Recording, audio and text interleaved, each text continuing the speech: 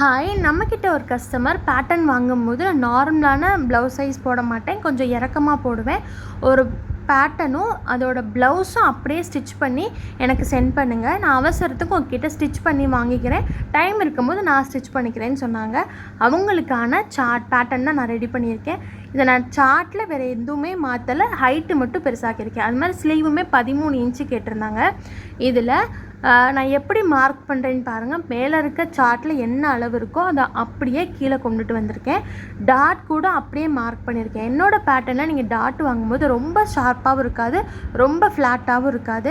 நீங்கள் தாராளமாக ஒரு தடவை ட்ரை பண்ணி பார்க்கலாம்.